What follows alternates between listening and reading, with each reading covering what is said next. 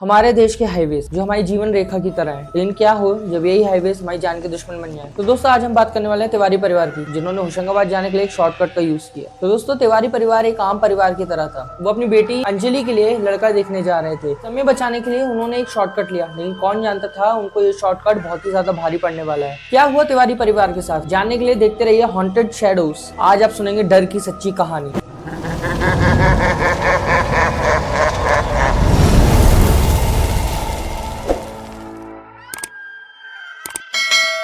तिवारी परिवार एक आम परिवार की तरह था। वो अपनी बेटी अंजलि के लिए लड़का देखने जा रहे थे होशंगाबाद, लेकिन उन्हें क्या मालूम था कि वो जो अब शॉर्टकट लेने जा रहे हैं वो उनको इतना ज्यादा भारी पड़ने वाला है। अमित जो गाड़ी चला रहा होता है वो होशंगाबाद हाईवे छोड़, वहाँ पे एक बाईपास होता है होशंगाबाद के लिए, उस साइड की तरफ शॉर्टकट लेने के लिए मुड़ता है। अमित के पापा जो थे वो उसको वहीं पे रोक देते हैं। यहाँ से कहाँ जा रहे हो, अपन हाईवे टू हाईवे चलते हैं, जल्दी का काम वैसे भी शैतान का रहता है। लेकिन अमित के दिमाग में कहाँ ये वाली बात आने वाली। अंजलि, शीतल और रोहन वो तीनों भी यही कहते हैं कि जल्दी पहुंचना जरूरी नहीं है, सेफ पहुंचना जरूरी है, तो इसलिए अपन लोगों को हाईवे टू हाईवे जाना चाहिए। अमित के दिमाग में कहाँ ये वाली बात आ रही थी। लेकिन उसी समय एक बगल से एक औरत जा रही होती। वो उस औरत से पूछता है, माँ जी की ये वाला जो रास्ता है ये सही है? वो बोलती है हाँ ये सही है, यहाँ से सीधा तुम होशंगाबाद निकल जाओगे, तो ये होशंगाबाद पहुंचने का सबसे तेज रास्ता है। वो कहता है कि आगे कुछ खाने पीने की जगह और मैकेनिक वगैरह। वो कहता है आगे एक मैकेनिक मिल जाएगा तुम्हें थोड़ी दूर जाकर, वहाँ पे उसकी एक शॉप है, और साथ ही साथ इस रास्ते पे तुम्हें खाने पीने का इंतजाम भी मिल जाएगा, क्योंकि आगे एक ढाबा भी पड़ता है। वो लोग खुश हो जाते हैं और गाड़ी चलाने लगते हैं। वो जैसे ही अपनी गाड़ी को लेकर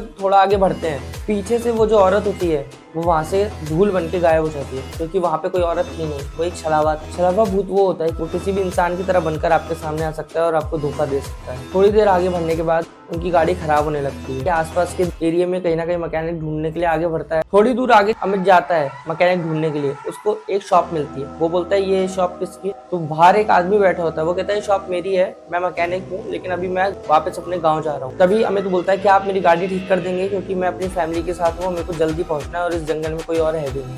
वो कहता है इसके बदले आप मेरे को थोड़ा आगे छोड़ दीजिएगा, मेरा गाँव थोड़ी दूर पर है।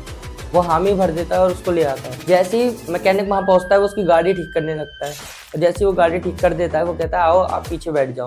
वो जब पीछे बैठने को जा ही रहा होता है तभी वहां पर एक आदमी आ जाता है अपनी जीप में एक डंडा लिए और साथ में एक बंदूक लिए। वो तिवारी परिवार के आगे आके गाड़ी लगा देता है और उनके गेट और खिड़कियों को नॉक करने लगता है। वो कहता है अपनी खिड़की दरवाजे जल्दी खोलो। पीछे जो मैकेनिक बैठा होता है वो बोलता है कि ये छलावा है, इसकी बातों में मत आओ, और वो कहता है कि आप जितनी जल्दी हो सके यहाँ से गाड़ी भगाओ। तिवारी परिवार भी मैकेनिक की बात से सहमत होता है और वो अमित से कहता है जल्दी जल्दी गाड़ी भगाओ। जैसे ही वो लोग यहाँ से निकलते हैं, थोड़ी दूर आगे जाने के बाद मैकेनिक बोलता है कि मेरे को आप यहीं उतार दीजिए, मेरा गाँव यहाँ थोड़ा जंगल के अंदर। वो उसको वहीं उतार देते हैं और आगे चलने लगते। आगे चलते हुए इन्हें एक ढाबा मिलता है। शाम भी हो गई थी, तो फिर वो कहते हैं कि कुछ खा पी लेते हैं, फिर हम लोग आगे का सफर तय करें। जैसे ही वो लोग अपनी गाड़ी से उतर के खाने पीने के लिए चलते हैं, जो अमित की पत्नी शीतल थी उसे वहां पे डर लगने लगता है, क्योंकि शाम हो गई थी, थोड़ा सा अंधेरा भी था। तो फिर वो हनुमान चालीसा का पाठ करने लगती है। लेकिन जैसे ही वो हनुमान चालीसा का पाठ करके अपनी आंखें खोलती है, वो देखती है कि यहाँ पर कुछ भी नहीं है। वो ढाबा नहीं, एक खंडर था, वहाँ पे सब छलावा का खेल चल रहा था। जैसे ही शीतल ये सब कुछ देखती है, वो अपने परिवार को ये सब जाके बताती है,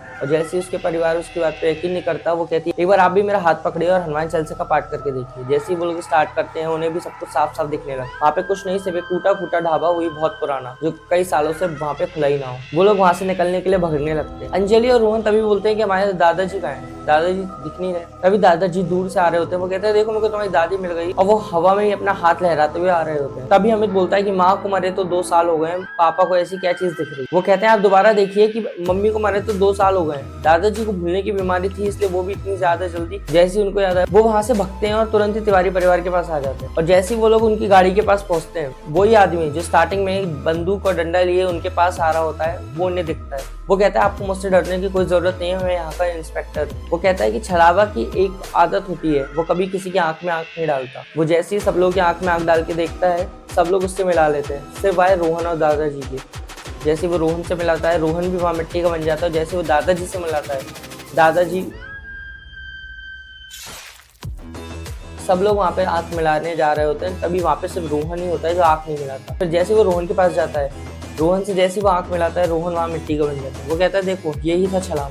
वो उन लोगों को गाड़ी में बैठाता है और पुलिस स्टेशन के पास ले जाता है। पुलिस स्टेशन के अंदर कभी भी कोई भी आत्मा या प्रेत कोई नहीं आ सकता था और पुलिस स्टेशन के अंदर खुद हनुमान जी की एक मूर्ति रखी हुई। जैसे ये वाली चीज उन लोगों को मालूम पड़ती है वो लोग तुरंत ही पुलिस स्टेशन के अंदर जाके बैठ जाते हैं। लेकिन जो अमित के पिताजी थे वो पुलिस स्टेशन के अंदर नहीं आते। तभी इंस्पेक्टर बोलता है कि आप भी जल्दी अंदर आ जाइए, बाहर रहने का कोई फायदा नहीं। वो कहता है हमें रोहन को ढूंढना है, जल्दी आओ, हमें रोहन को ढूंढना है। 3-4 बार बुलाता है। वो कहता है आप एक बार अंदर तो आ जाइए, थोड़ी देर अंदर बैठ जाइए, सुबह होते ही हम लोग रोहन को ढूंढने निकल जाएंगे। तभी अमित अपने पिता की बातों में आने लगता है, वो बाहर रोहन को ढूंढने जा ही रहा होता है। तभी इंस्पेक्टर उसे रोकता है और वो कहता है कि थोड़ी देर रुक तो जाओ, तुम्हारे पिताजी अंदर क्यों नहीं आना चाह रहे। वो 4-5 बार बोलते हैं कि अंदर आइए, लेकिन वो मना कर देता है और वो कहता है कि अगर तुम लोग नहीं आओगे तो मैं अकेला रोहन को ढूंढने निकल जाऊंगा। लेकिन यहाँ पे रोहन कहाँ था? रोहन जंगल में से भगा हुआ सीधा इंस्पेक्टर के पास पहुंच जाता है और गेट के पास आके खड़ा हो जाता है पुलिस स्टेशन के। और इंस्पेक्टर उससे आंख मिलाता है तुरंत के तुरंत और उसको अंदर लेता है। वो कहता है दादाजी अब तो आप अंदर आ जाइए, अब तो रोहन भी आ गया। वो कहता है नहीं, मेरे को अंदर नहीं आना, मेरे को इस इंस्पेक्टर पे बिल्कुल भरोसा नहीं। तभी रोहन बताता है कि ये दादाजी नहीं, ये छलावा है, क्योंकि दादाजी की बॉडी तो मैंने खुद वहां पर तैरती हुई देखी है पानी के अंदर। जैसे ये वाली बात अमित वगैरह सुनते हैं वो लोग बौखला जाते हैं और फिर वो छलावा जो होता है वो वहां से मिट्टी का बन जाता है, फिर वापस वहां चले जाते। थोड़ी देर बाद वहां पे कभी अमित को अपनी माँ, कभी अपने पिताजी, कभी वही मैकेनिक, कभी वही औरत या फिर ढाबे के लोग दिखाई देने लगे। बार बार अमित कोई नहीं, ये लोग सब लोगों को दिखाई देने लगे। तभी इंस्पेक्टर बताता है आपने इस औरत को देखा होगा जो उन्हें स्टार्टिंग में दिखी थी, ये उसी की तस्वीर। तो वो बोलते हैं हाँ, इसी औरत ने तो हमें यहाँ पे रास्ता दिखाया। वो कहता है ये औरत ही छलावा, इस औरत, ये मैकेनिक और इन ढाबे वालों और जो इस रास्ते पे मरता है उन सब लोगों का रूप ले सकता है, या फिर जो इस रास्ते पे अभी चल रहा है। जैसे उनको ये वाली बात मालूम पड़ती है वो लोग तुरंत यहाँ से भगने की तैयारी हो जाती है। लेकिन तभी एक छोटा बच्चा स्टेशन के बाहर आके चिल्लाता है कि मेरे को अंदर लो, मेरे को यहाँ से डर लग रहा है। छलावा को लगा था छोटा बच्चा का रूप लेकर आऊंगा तो कोई ना कोई तो बाहर आएगा ही, और यही होता है। अंजलि बाहर आने को होती है लेकिन तभी वहाँ पे इंस्पेक्टर उसको धक्का दे देता है और माता रानी की चुनरी जो हमेशा उसकी गाड़ी और उसके उस डंडे पे बंधी रहती है उसको लेकर उस बच्चे के सिर पे लगा देता है, जिससे छलावा वहाँ बहुत ज्यादा भरना जाता है और वो तड़पने लगता है। वो तुरंत के तुरंत वहाँ से भग जाता है। वो कहता है कि अब थोड़ी देर तक छलावा नहीं आएगा, आप मेरी गाड़ी के पीछे बने रहिए और अपनी गाड़ी में माता रानी की चुनरी लगा दीजिए। उनकी गाड़ी में माता रानी की चुनरी लगा देता है और वो लोग वहाँ से निकलने लग जाते हैं। अब वो कहता है अगर हम थोड़ा और आगे बढ़ेंगे तो हमें और खतरा भी मिल सकता है, तो इससे सही रहेगा कि हम दोबारा पीछे पलटे और फिर वहाँ से पीछे से निकल जाए। तो वो लोग जिस रास्ते से मुड़े होते हैं वो इंस्पेक्टर उन्हें उसी रास्ते पे वापस छोड़कर आ जाता है और वो कहता है कि अब आप यहाँ से हाईवे टू हाईवे लेकर सीधा होशंगाबाद चले जाए। वो लोग जा रहे थे अच्छे काम के लिए, लेकिन अब वो लोग यहाँ से रोते रोते जा रहे थे कि उन्होंने शॉर्टकट लिया और उनके घर का एक सदस्य मर गया। तो दोस्तों शायद बड़े बुजुर्ग इसलिए कहते हैं कि जल्दी का काम शैतान का। हमेशा हमें सतर्क और सावधान रहना चाहिए।